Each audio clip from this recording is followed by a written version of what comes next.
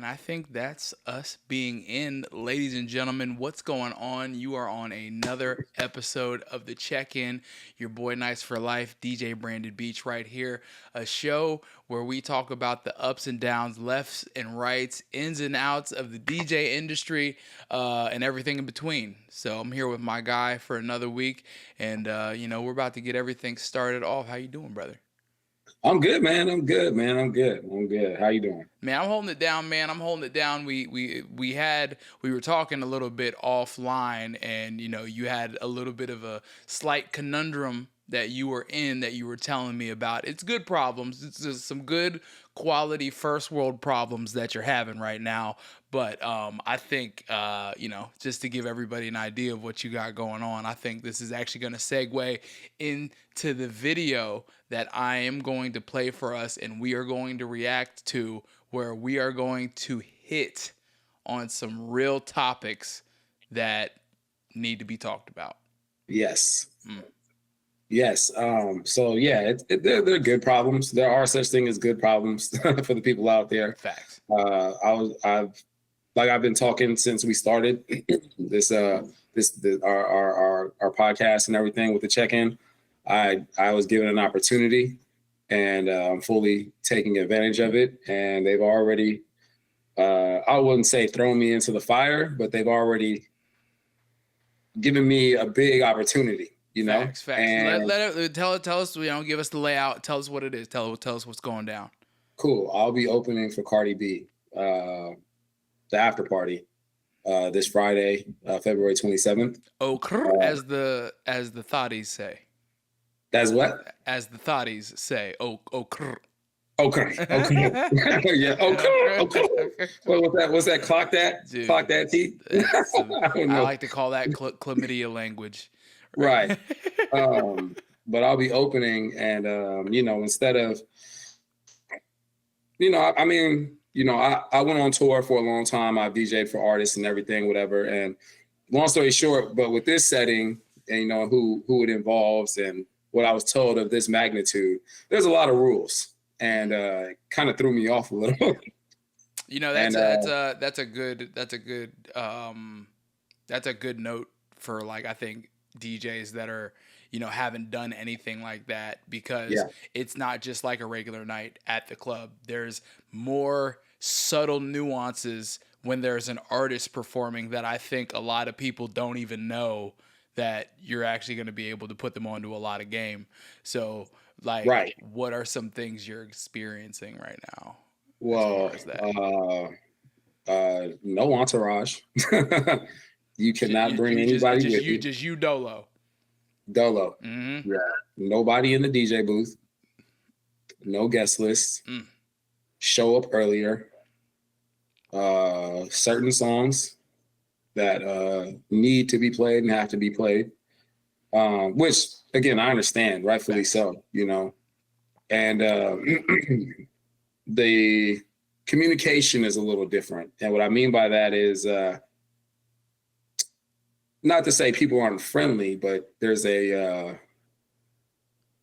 more serious tone when you're being communicated with. So that's all I'll say. Hey, big name artist comes through. When an artist, some people don't know this, but obviously when an artist is coming through, they're gonna have their writer and their list of things that they need completed by you, by the venue, by the bartenders, by the staff, by everybody's there. And it can be a situation where you probably feel like you're getting like a little bit thrown for a loop, especially for like nights like that. And it's, I don't know to the extent of it just yet, but I can understand that's probably something that you're feeling right now. Yeah. So it's got me a little, I'm excited. Don't get me wrong. Like I said, I appreciate the opportunity. I understand the opportunity that I'm being given, but it does have me just a little timid now. It's just a little bit of like I said, I've been on big stages before. It's just not that I'm second guessing myself, but I got a little something in the back of my ear, like, okay, pay attention. You know what I mean? Like, this is different, So I understand it. Just maybe just a little different approach that I had prior, Mm-hmm. So like different in like what way though? Like what do you feel is like a lot more different? Like I know you were telling me a little bit about like obviously like the stipulations that they have mhm, for you right now, mhm. but out of any of those stipulations, which one do you feel like is the one like you're more hyper focused on than anything? None of those actually. All the Okay. stipulations are okay. I get Mm-hmm. it, but as far as timid and what like behind my ear, you know, I just want to make sure I don't show my ass. You know what I mean? For Like sure. usually, like, and when I mean by showing my ass, like trying to put on a show. You know what I mean? In Yeah. a DJ way. You know what I mean? It just kind of wants me to like fall back because again, let's just be honest. They're not here for me. They're here for Cardi. So I'm Facts. here to do a job. You know what I Mm-hmm. mean? I immediately thought like I would say immediately, but I thought like, all right, let me make sure I'm keeping the crowd engaged. I'm keeping the party going, which I can do naturally, but Mm-hmm. because again, it's a different night. I wanted to add some special things to it. Not going to do that. No Want to take a extra little sauce on sprinkle. it? I ain't doing that. Nope. I'm just going to keep it. I'm just going to keep it like real level Mm-hmm. and mellow, and just do what I do best. You know what I mean? Because I don't want to mess up No, like yeah, for at all sure. on anything. And then this is also an opportunity for like maybe someone in their team to see how professionally you operate in that situation. So like you understand that Exactly. you understand that. So like that's like Right. a good thing. Maybe be a night where you take a little less sips of the Don Julio will be on the back. Exactly. You know what I'm So saying? I don't act the folio. Yeah, we don't want Right. to act the foolio on that one, especially when Cardi's Yeah. pulling up. So, yeah, I mean, I already know you're gonna crush it. So, like, that's like dope that you have that opportunity, my G. Like, that's that's good that those things are trickulating down the field for you, where you're getting put in position for stuff like that. And like I always told you, it's like who better than you, to like have that opportunity. So that's great. That's great. Yeah, no, I appreciate that, man. And yeah, I'm about to I mean, I'm still gonna crush it. I just gotta keep it on like a it ain't about you, my boy. Hey, Do you know what I'm saying? your job. You're setting it up so they can you're Chris Bosch for the Right. evening. And also shouts out to Chris Bosch. I don't know if you Yep. heard, no, shouts out to Chris Bosch. Hope you're feeling better, brother. You know what I'm saying? We're pulling for you over here at the Check-In Podcast. That's dope, man. I'm actually in the process of prep. I got a wedding tomorrow that Nice. I'm prepping for out in Boca Raton, and I'm just having like During the week. yeah, this is a very unusual during the week wedding that I'm prepping for, and I'm for those who don't know, when I was doing my stuff in the Bay Area, that was like solely for me doing all of my weddings and all my corporates. You've been with me, you've seen it, you've done them, and one thing that I'm not gonna say I'm having trouble with right now over here in Florida, as because over here I work for another company.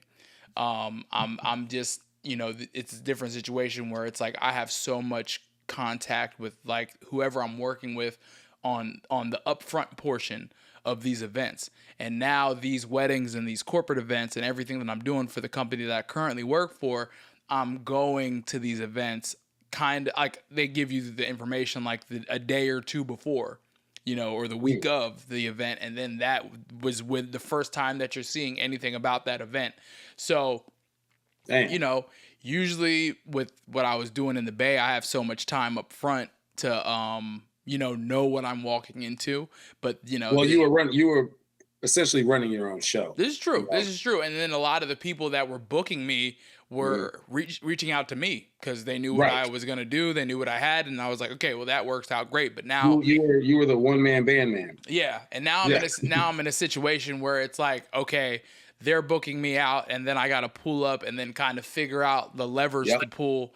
And, this one's like a little bit like, I'm not going to say it's something that I'm uncomfortable with. And I'm not going to say it's something that's out of my wheelhouse, but it's definitely a version of a wedding that like maybe I normally would probably say, well, let me try to put someone else on it and stuff like that.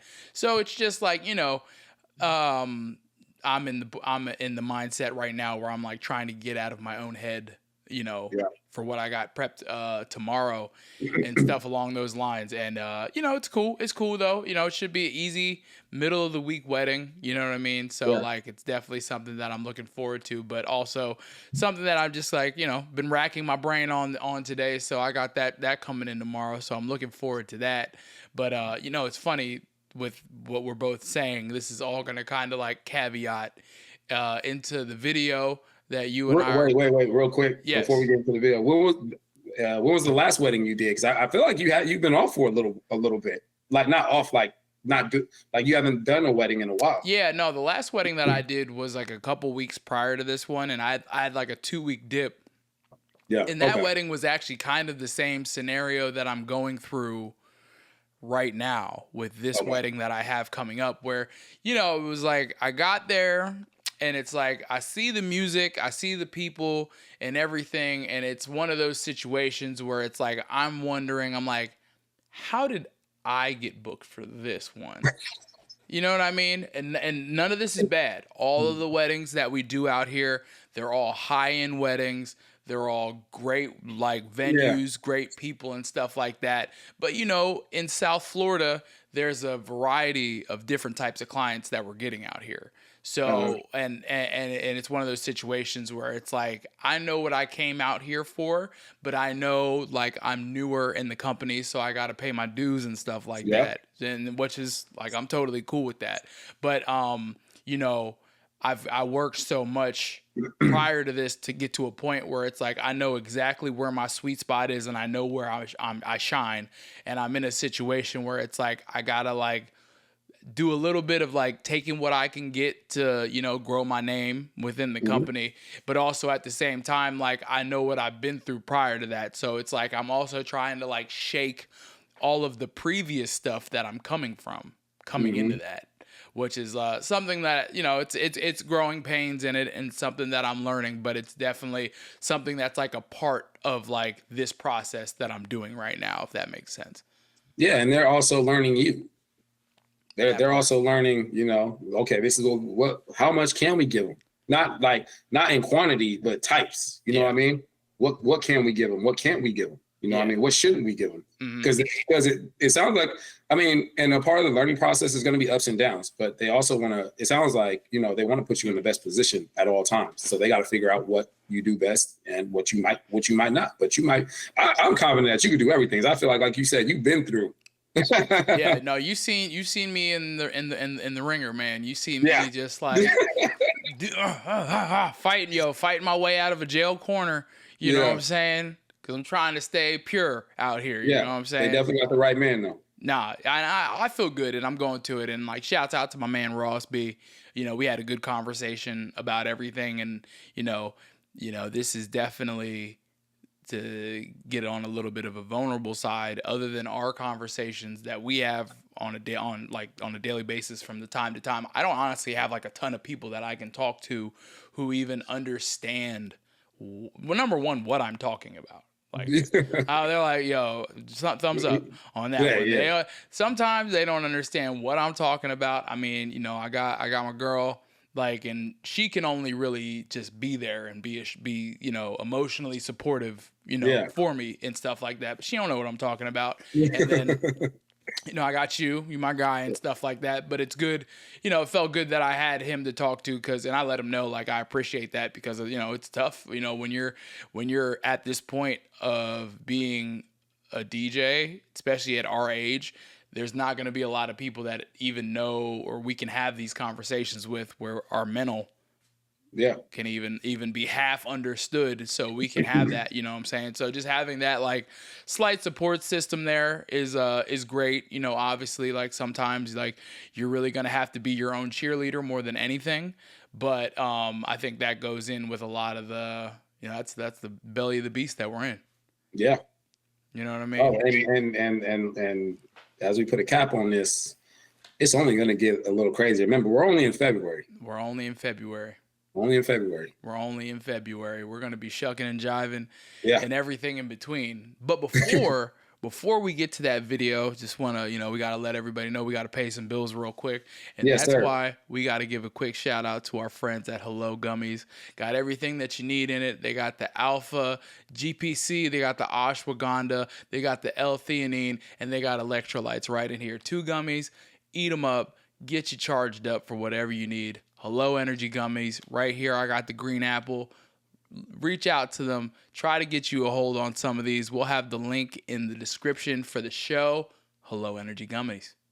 Put a little pep in your step. You already know. I'm going to share my screen. I hope you're ready for this, man, because when I play this video for you, when I play this video for you, my guy, it's going to hit so close to home because my man DJ Chevy hit it out of the park.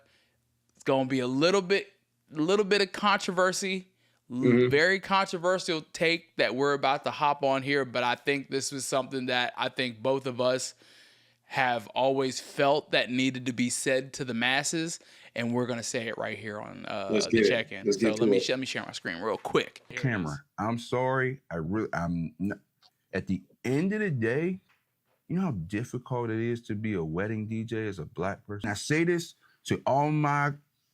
It's not the same, because at the end of the day, you know what I mean? Like, a lot of our demographic don't want to pay what it costs. Yeah. And a lot of white couples or white people or mixed who, grew up whatever, they really can't have you there because they know somebody in their family racist. They know, like, you know what I mean? Like, they know it.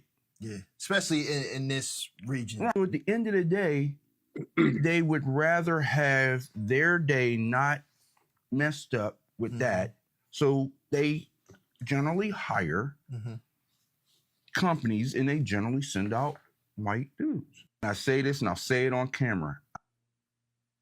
I'm gonna play it one more time for the friends and fam bam at home. I'm sorry. I'm not, at the end of the day, you know how difficult it is to be a wedding DJ as a black person? I say this to all my, it's not the same, because at the end of the day, you know what I mean? Like, a lot of our demographic don't want to pay what it costs. Yeah. And a lot of white couples or white people or mixed who, grew up whatever, they really can't have you there because they know somebody in their family racist. They know, like, you know what I mean? Like, they know it. Yeah, especially in this region. So at the end of the day, they would rather have their day not messed up with that. So they generally hire companies, and they generally send out white dudes. Go. Oh man, I mean that's not even just a wedding, bro.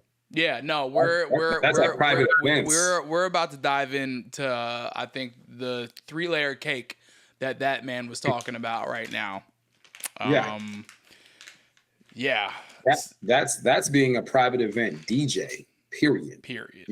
I've experienced things like that, and I mean, I'll say that the person who hires me, it's like they know what obviously I'm capable of. They know what I can do, and it's not like nobody's had to warn me, and I think that the person who hires me is like, well, the talent's going to speak for itself, and he's professional, and nothing's going to trigger who this person could potentially be to make him feel uncomfortable. For sure.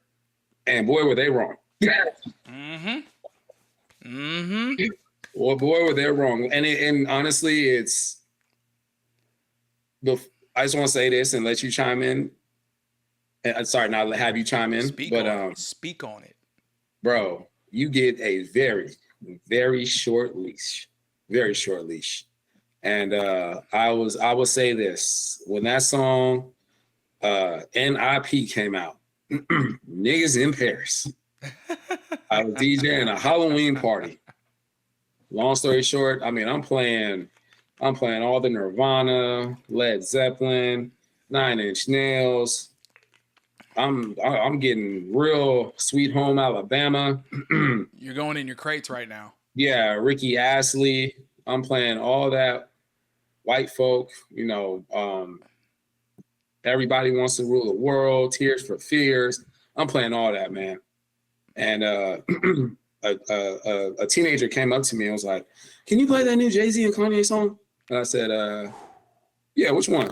It was like, "Oh," she was like, "Niggas in Paris." She wasn't even white. She was of mixed breed. And I said, "Yeah, I got you. Give me a couple of songs though. Let me just, build up to it. You know what I mean?" Mm-hmm. So I did, dude, I remember this like it was yesterday. I did We Will Rock You by Queen into Hey Mickey, you're so fine, you blow my mind, hey Mickey. Mm. And then I went into dun dun dun dun, but I'm just dropping the beat, right? Yeah. There wasn't any stems, there wasn't no stems back then, right? But I'm just dropping the beat, and the crowd is like, they're loving it, right? Uh-huh.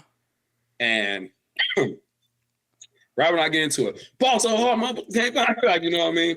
And I think it was like right when I got out of the Jay-Z's verse, this old white dude comes up to me and was like, "Turn this jungle music off." And I was like, okay. I kept letting the music play. You know what I mean? I'm like, he's drunk. It is what it is. Right. He comes back like 30 seconds later. I said, and he's like in my ear now. He's like, "I said, turn this jungle music off." And I'm like, yo, I stopped the music, bro. I stopped the music. I was like, "Hey, can somebody please come get this guest right here? He's being very disrespectful." Now he's yelling it. And the woman who hired me, she's running over, trying to grab him. She grabs a male guest. They're trying to pull him back. And I didn't even feel like DJing no more. I'm going to be honest with you. And I'd already been paid. The revenue by deposit had already been paid. And I was just like, I don't even want to do this no more, And I ended up DJing. Guess what the first song I put on? And before I get to that, the woman who hired me came back up to me. She was like, "I'm so sorry about that. Play whatever you like." She's like, "We have been having such a great time." And everybody was dancing. Everybody's having a great time. Even for the younger woman to come up to me and ask me to play that, because the vibes are high. Right. You know what I mean? The energy is high. Everybody's having a great time. And she was like, "Go ahead. I'm so sorry about that." And I was like, "Okay." Bro. Yeah, no, hey man, look. The very first song I played next after that whole debacle, "Don't Push Me Cause I'm Close to the," bro. Was you hitting the break? Bro, the whole crowd turned around and just started laughing, bro. And because at the end of the day, and that's the thing, and I want to cap it with this on my end, as a DJ, it's still our job, and this is the hard part. No matter what you're going through, right? You have a job to do, and you still got to keep everybody else having a good time. No matter how much of a bad time, no matter how much you've been compromised, right. Whether it's your fault or not. No matter if you got an angry girlfriend, mother, father passing away, baby mama getting at you, your kid is sick, you still have a job to do to make everybody else happy. Yeah. And that's the tough part. And that's what I was able to do, at least, like, just shake it off, you know what I mean? And just say, all right, you know what? I'm still going to do my job. The first off, before I continue, we just want to let everybody know that all that doesn't pertain to everybody. No, definitely. I want to make it very clear to anyone that's watching this right now. We are only reacting to that video to have social commentary, to let everybody know our experiences. I would say 7 out of 10 times stuff like that doesn't happen. Right. But he wouldn't be saying that if there wasn't some relative truth to that. So I just want everybody to know who's watching the show right now, we are not putting a blanket statement on everybody. But there are truths to what he's saying. And I'll start off from like the top. Is it true that working with other African-American people, they do want a mega discount and don't really value your services? And I will say that is very true. I'm not. I I can't tell you how many African-American couples that I've had calls with. Call goes great, and their number and my number completely different. Very, very true. East Coast, West Coast on it. Yeah. You know what I'm saying? Yeah. And, big gap. And it's unfortunate. It's unfortunate. I you know, I had a friend of mine reach out to me recently the other day, and he wants me to DJ his wedding, and I told him, you know, I gave him, like, this is my guy, so I definitely was giving him a discount, but I do have a cost of running a business. Right. And I think this is one thing that I think we get kind of lost in this. And I will be honest with you, other people, other races that I've worked with, they understand this, but, you know, we have a very like, oh, come on, brother. Come on, man, you my man, you my mans. And we don't even think about it. If like you're my friend and we are homeboys, like we say we are, I should want to pay your full. Not only should I want to pay your full price, not only did I reach out to you because I want you there, I should want to tip you extra. Yep. I should want to make sure I make it rain on you for being my boy, and you're helping me out on my day of need. And you know, our prices we're not trying to get the most out of you when we give you our prices like that. Like, we actually have like legitimate costs, and if you're a legitimate business person, you gotta kind of like act on accordingly to that. Like, there's like you gotta understand, like, we do work in an industry that it's a privilege to have the event that you're having. Yeah. There's no other ifs, ands, or buts about that. So you have to be able to understand that this is, like I said, a privilege. So with it being a privilege, there is a cost to it being a privilege. You can either have it cheaper, faster, or better. You can have two, but you can't have all three. So it kind of just goes with that. And a lot, you know, that's just one thing that's a bummer, that a lot of us don't understand that. That's the first. Yeah, I mean, honestly, I wouldn't even limit it to the Black culture, but I agree. It is a true statement. Unfortunately, I don't take any pleasure in saying that, but it's of our culture, and I would say friends. You know, friends. I have some friends who don't treat me like that, but I do have some friends of other races who aren't just Black, and they want the discount, they want the hookup, and then when I say, can't do that, then it gets even worse. Not on a friendship level. Then they'll call me maybe 3-4 days before the event and be like, all right, I'll pay you. Like, dude, it's too late. I already got rebooked. I got booked by somebody else. Yeah. Oh man. Oh, dude. Like, what do you want me to do? Like, I'm running a business. They think this just because we're in the business of fun that we're not running a business. Bro. Then they'll go, well, cancel that. We homie. Like, no, what? That literally just happened to me 2 weeks ago on an event that's about to happen on Saturday. And again, the person who tried to book me, you know, I gave him my rate. Right. You know, she was like, oh, let me get back to you. The day before she called me back, another person called me, booked me, paid me my rate, and paid me in the full amount the same day. Beautiful. And I told her, I was like, hey, when she called me the next day, she's like, hey, okay, we want to go. And I was like, I already got booked, I'm sorry. And she's like, well, cancel that event's not gonna. I was like, she already paid me. Mm-hmm. Now, quick shout out to my African constituents. They'll pay. Shout out to them. Yeah. Oh yeah. They go all in. Now, I think the biggest thing is like culture. Yeah. Opposed to, now here's where we got to make a difference. This is where we're going to separate the difference. Culture over race. Now here's where we're starting to trickle off into something else. We are in America, where we are a melting pot, and you know when you're at a Black American wedding or whomever American's wedding, but then you know when you're at a cultural wedding, which is a completely different thing. So, for instance, a few years ago, I did a wedding at a prominent, Chinese art museum in San Francisco. That was, was very cultural. The wife, the bride, she was, Chinese and really wanted that Chinese feel to be a part of the wedding. So she made sure that she injected a lot of that. And you could tell this was a cultural day that we were having. People will pay for that 100%.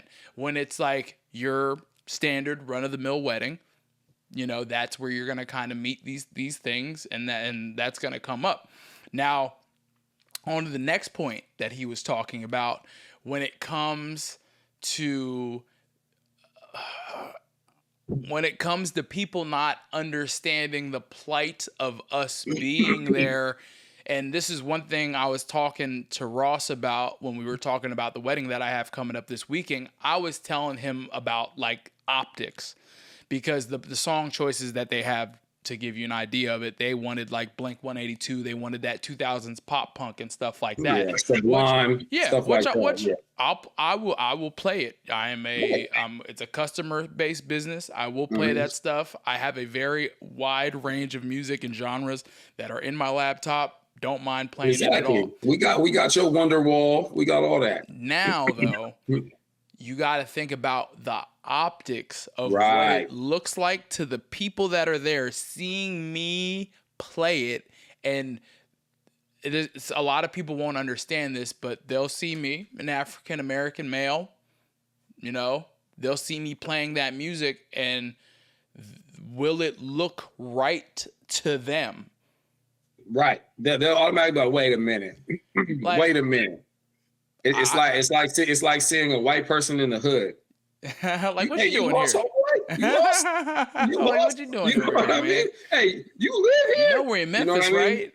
We here in Memphis, Tennessee, right? You know what I'm saying? Like, but that the thing is, and I feel like now it's harder to have these conversations because everyone's like super sensitive about this, but these are conversations that we like kind of have to be okay with having. And even when it comes to like people making like, like I have so many friends where like we make jokes about, like our racial tendencies and quirks that we have and stuff like that, but we can laugh about that stuff, which is one thing that desperately is missing from America right now, is people being able to just laugh with each other. That's a different episode, but these are things that, a lot of people don't understand about the optics of seeing us. I have, like, when I first started out, I did a wedding for the first wedding company that I worked at. Shouts out to them. And they sent me to a wedding.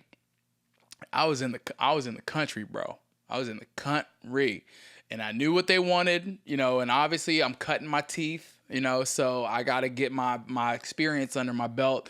I mean, so country, the ceremony was in a cornfield and the damn scarecrow was hanging up like this. We was in there, we was out there, but I was here for it. Jeepers creepers. I showed up, Cavalier, I was going to make it, howdy y'all, was going to make it happen. Went there, set up, did the whole day was going smooth. We do the reception.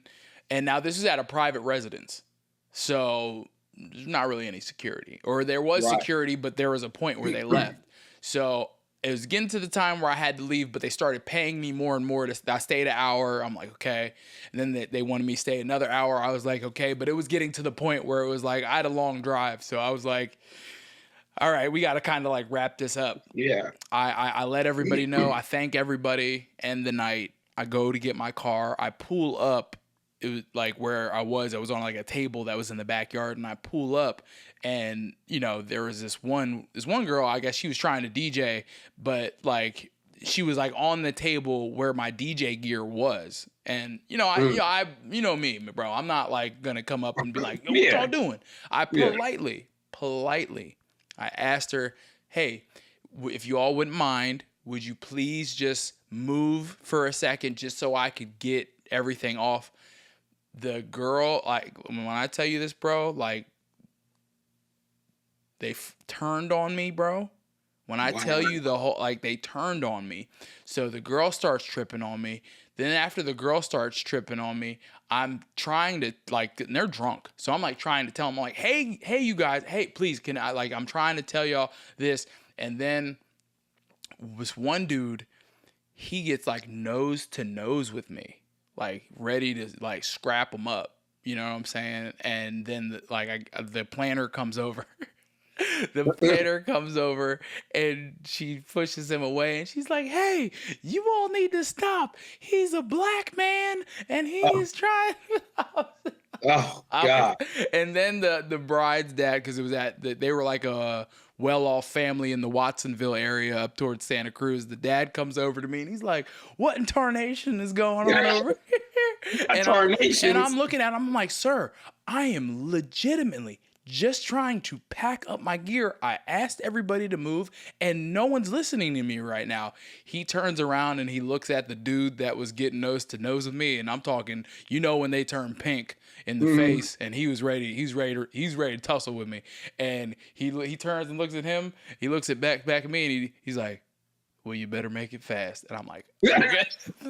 Boy, when I tell you I was over there pulling up his motherfucking cables, and I see him out of the corner of my eye. This nigga, he trying to rush me. He's trying to like rush me from the back, but luckily, like, I got my stuff, got out of there, and I'm on the phone with a dude who I was working with, and I ain't gonna front, man. I'm crying, bro. I'm crying. I'm like, bro, like, cause I care, and I'm stepping out on someone else's name, and I care about that type of stuff. And I'm like, and that's one night that legitimately sticks out to me every time I'm kind of in that situation. Like, and when I'm talking to someone else that's of a different race, trying to get them to understand something like that, they're like, what? Come on, man. Yeah. They love you, man. You're cool, man. You walk in, but it ain't, it's not the same.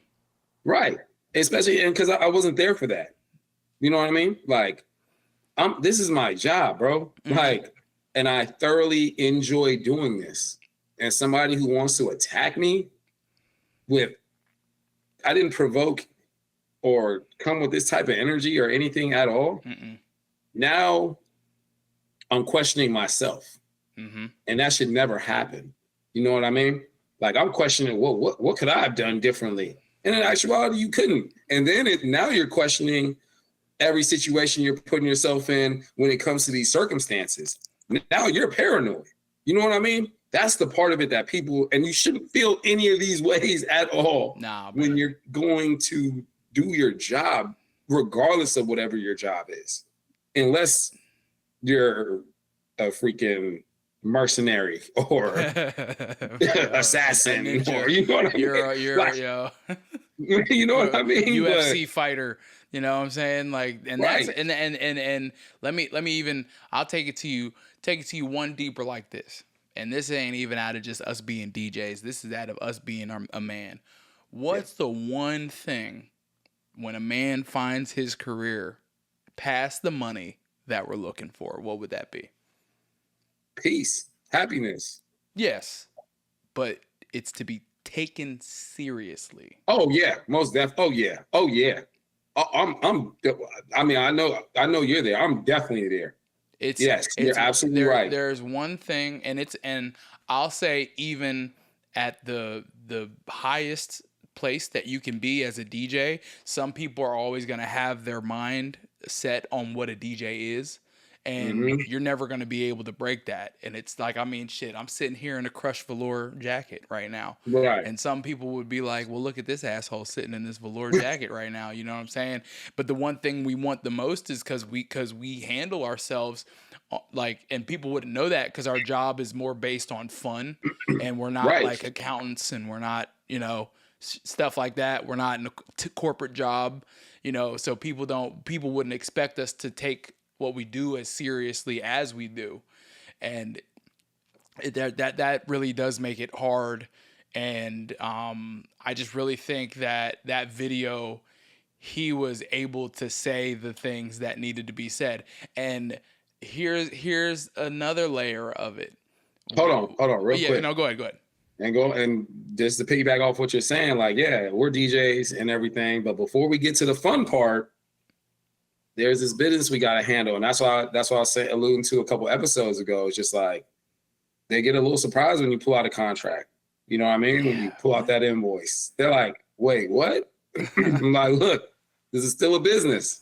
Like everybody expects us to be teenagers in our mid-30s. Oh, and yeah, earlier. show up. We'll give you food, drinks. We'll pay you when you get paid, but you're gonna have a good time. Don't worry. And it's just like, what?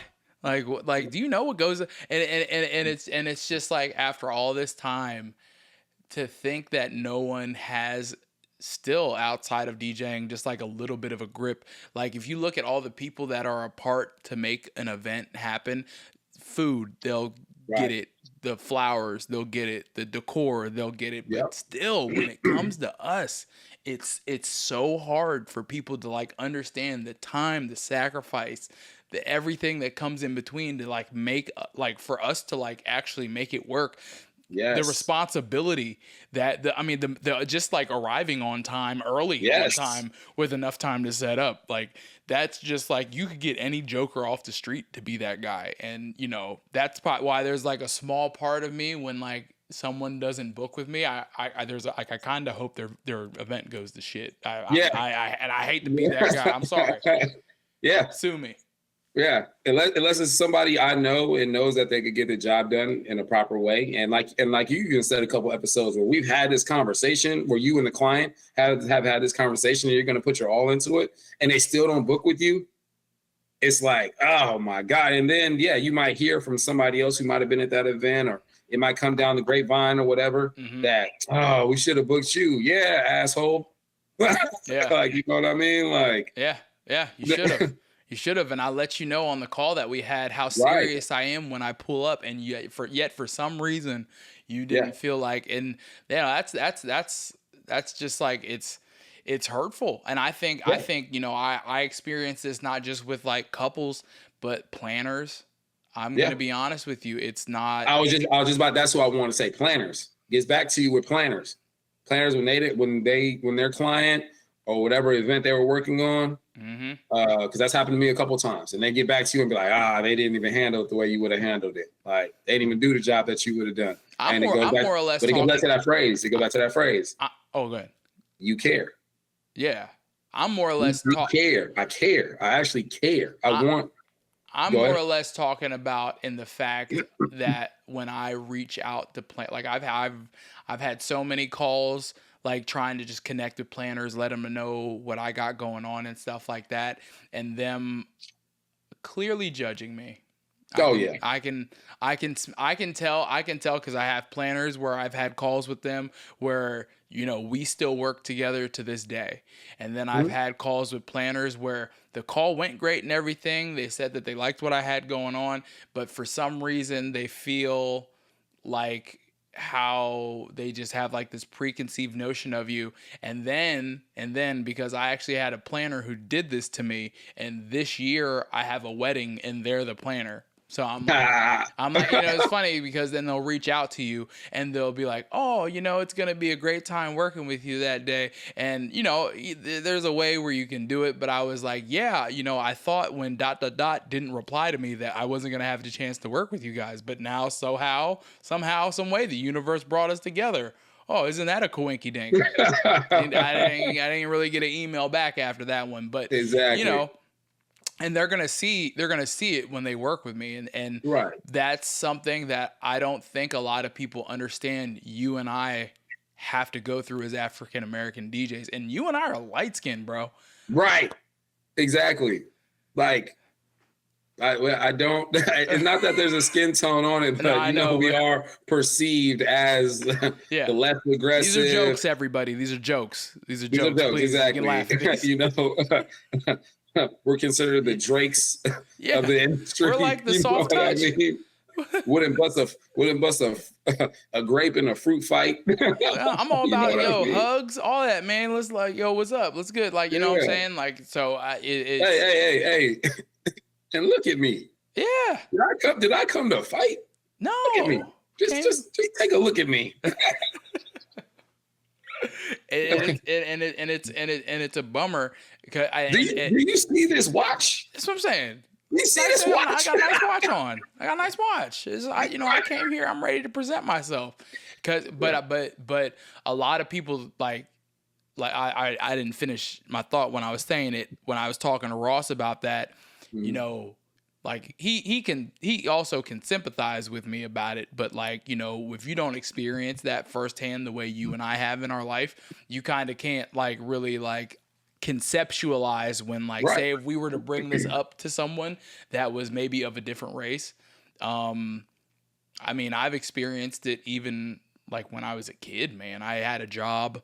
I worked at a wax museum in my hometown in Pennsylvania, and I got they did me like Craig and fired me on my day off. Oh, And, well, I found out that they thought I was stealing. wow.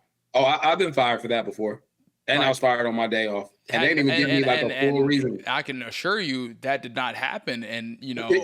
Bro, sorry to cut you off. The same exact thing happened to me back in 2008. Didn't take sorry, nothing, did you? not 2005, 2004 or 5. I was working at the San Francisco Golf Club, and they spoke to me as if, you know, you don't look like you even really want to be here, and you know, I think that you know, it seems like you want to go do other things, and I'm like, wait a minute, I'm on time all the time. What do you mean? Yeah, like, you're like, what? I like it here. I love it here. What do you mean? Yeah. Like, you know, we think we're just gonna, you know, I think it's just best if we just, you know, go separate ways. And long story short, my best friend, he's the one who got me the job. Yeah. And then his little brother, like his whole family worked there. And they told me maybe years later, his little brother was like, they thought you were stealing, bro. I was like, from where? Stealing what? Yeah, man. What missing? Yeah, man. That was that really hurt. And I remember that. I still like I'm 30-5 and I remember that shit vividly. Can I ask you a question? Oh, go ahead. Were you the only black guy there? For sure. I was too. For sure. I was too. Yeah. For sure. And again, no one will ever understand unless you have been in the shoes that we have walked. You'll never understand that feeling. You won't. No. You won't. Well, and the sad part is that, you know, I don't want to make this whole racial thing, but no, we're not. But this is real. This is real. It's you're viewed aggressive. If you're a black man, you're viewed as the aggressor. You could be passionate. You could just care, and you could do it respectfully, but you're viewed as aggressive. And by non-black people, you're viewed as, oh, you're too black. You're too ghetto. Mm-hmm. And by your peers and other black folks, you can be viewed as not black enough. How much of a catch-22 is that, bro? It's the worst, and it's the worst. My life. That's what we go through as light skins. I'm just kidding. That's what we go. But that's something that, you know, that happens. You know, it happens, and that's hurtful because it's like you really want to find. You just want, like, we're all mammals, so we all want to find our tribe and like where we belong. And you know, I would even dare to say, like, well, at past a certain age, you don't care about that shit anymore, and it's just like whoever's there at the end of it, who's there. But you know, for a pejorative of my life, like, I really haven't felt like I fit into like any other tribe, and like the most freedom that I had was just going my own way and starting these private events. But for me to make the private events work, I had to be able to shape shift into so many different characters. You've seen me. You've seen me be corporate Brandon. You've seen me be what's up Brandon. You've seen me be Fresh Prince of the Bel-Air Brandon. I've seen the many hats of Brandon. You know what I mean? And it's bro. I do it because it's survival, but it's exhausting. No, I specifically remember asking you a few times, "Hey, how did you do that? Where did you learn that?" And you're like, "Man,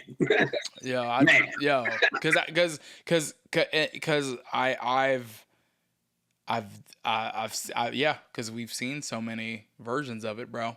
And it's unfortunate that it is that way, but that video was so powerful and he articulated it in a way where, I mean, he's an older cat, so he was only going to say it the way he was going to say it. And I can only imagine. I would assume it seems like he's located down south. Yeah, so I'm sure he's Oh yeah. That's 10 times worse. I don't even want to know what he went through. Right. I went to school down south in Birmingham, Alabama. Man, I'll tell you right now. I'll tell you right now. I mean, this was a long time ago. I'm 42 years old, but this was before I was 21. And I'll tell you, I had one crazy experience in Mobile, Alabama. Mobile. Not Tuscaloosa, not Birmingham, shout out to all y'all. Mobile, Alabama. I'll tell you, boy, down south is different. Yeah, no, it is. There's some things, especially when I was stationed, and I was in North Carolina of all places, but I did realize like there's different ways things go in these states that you might not experience in California. You might not experience it in Connecticut. You might not experience it in New York, but you know, down in some of those places, like, and I'm in South Florida where it's, you know, basically picked up where I left off in a different way in California. But the moment you go to like Kissimmee in Orlando and in the middle of Florida, you're in a different country. Yep. You're in a completely different country once you go a little bit north from here. I'll say that, like, you know, and I really want to stress to anyone who's watching this podcast, like, none of this is bad things. This is all social commentary. Yes. This is all social commentary that we're having. It might not be palatable. It might not be flowery, but it's something that needs to be talked about. Yes. It's something that needs to be talked about. It's just something that needs to, like, there needs to be a conversation around it, because after we get off this podcast and we chuck deuces to everybody, is that going to happen again to us? It will. It will. I think we're moving. I think we're still moving forward. I mean, We are because there's two sides to it, because there's everything we just talked about, and then there's the other side of it where they'll see us and then they're very intrigued. They're like, oh yeah. Ooh. And I've worked with. Excuse me. Yeah. Keep going. Oh yeah, I've worked with our culture as well, and I have one of my favorite clients is a black man, and he told me, shout out to Dejan.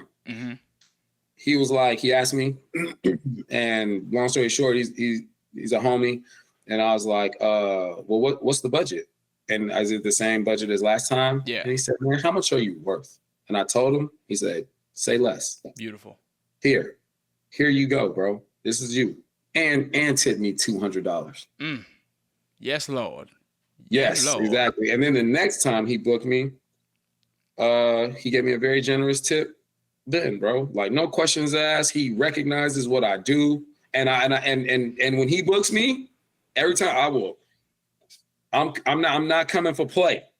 You know what I mean? Like, I'm coming to do a job. I'm there early.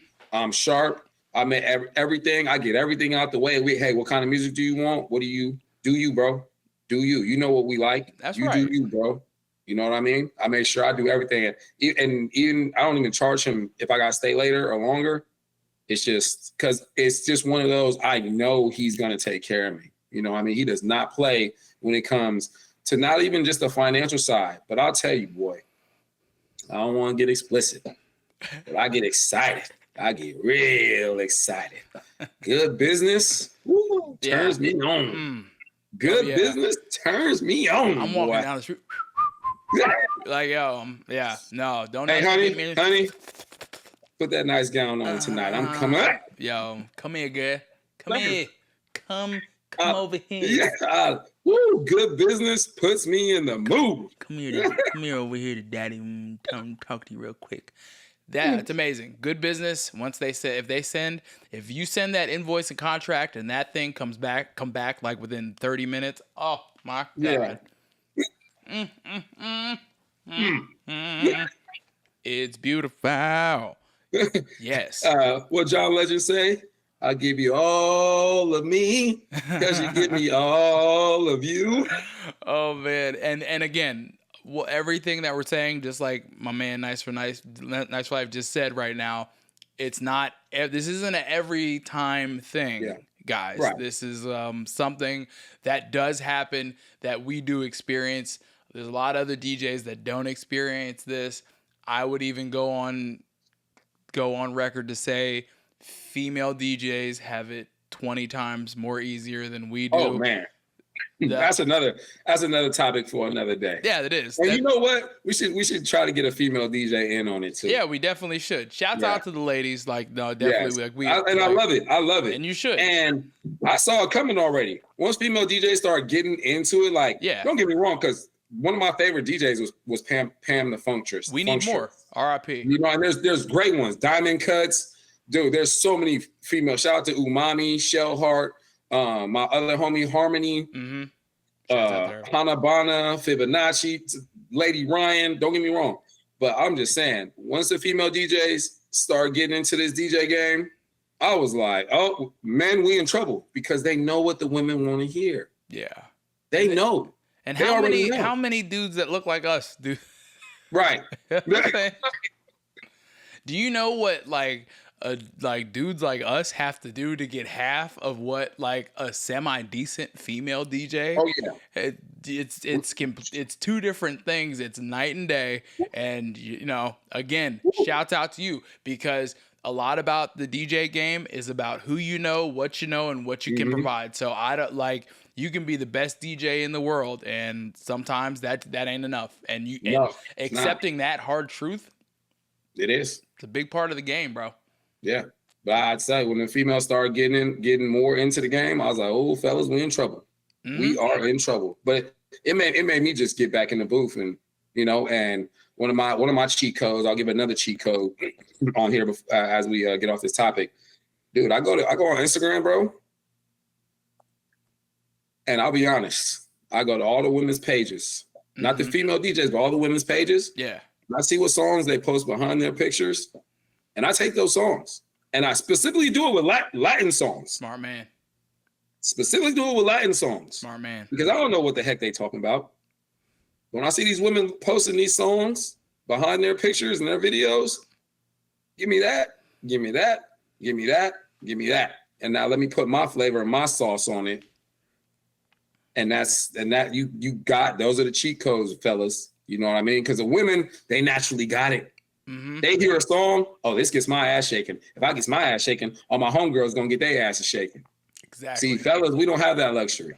We don't. Unless you hang out with a bunch of females. Unless you do. So I mean, like, that's just like, you know, that's really one of the things that they have going for them, and that's really, shouts out to them. That's exactly what they should have. Like, no hate, no shade on my side. That's just kind of what like comes with the territory. So, you know, I think that video was like very poignant for today's discussion. I really feel like, you know, I like that. That was something that I felt like I needed to bring, you know, to the show, and I think we really, you know, we're able to shed like our experiences on our light on something like that. And don't get me wrong, I'm not jaded by anything that we talked about. We're obviously still here. We're doing a podcast talking about it, and we're still gonna do it until we can't do it anymore. But you know, it's got you in Florida, and let's come on. Yeah, no, couldn't be more blessed. But yeah, you know, we are blessed. I'm opening for Cardi B on, like, let's come on. We ain't. Yeah, we're not mad. We're not mad. We're not over here mad, and we're not over here saying BLM and all that stuff. We're not. We're not doing that. But we are.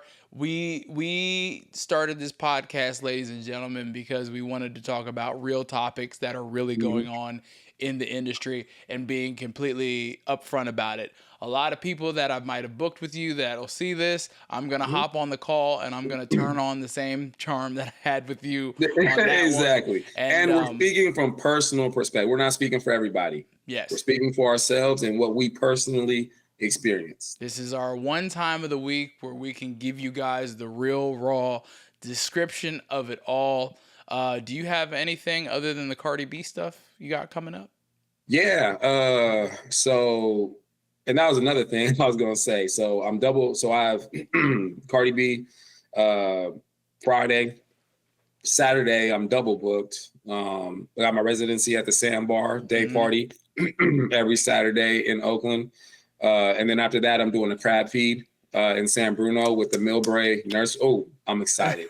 I'm mostly excited about that. Quiet as kept. I'm gonna be honest with you.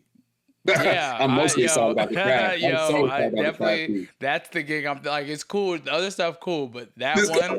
that I'm excited. And then as I told you, I'm the resident. I got the residency at Buddha Nightclub. So next Friday I'll be DJing for Headband and YK Osiris. So yeah, that's what's coming up in the near future. Other things coming down the line, but in the next 2 weeks, that's what I got coming up. That's why I keep cooking, man. Yeah. And as you all know, you can reach out to me, BrandonBeachSound@gmail.com for all your Bay Area private event needs. Out here with Florida, shouts out to Rock With You. Make sure you go follow those guys, Rock With You, on Instagram, so you can learn about all of the great fusion stuff that they're doing here in South Florida. I need everyone to make sure you smash that like button, comment if you've experienced anything like this. We would love to have you guys engage with us so we could learn a little bit more about the viewers that are watching. Make sure you subscribe so you can get notifications when the next check-in is coming. DJ Brandon Beach, my man, Nice for Life. We'll Make sure you follow me on Instagram too at niceforlife.dj. Follow that man over there. This is the check-in, ladies and gentlemen. We'll see you soon. Peace.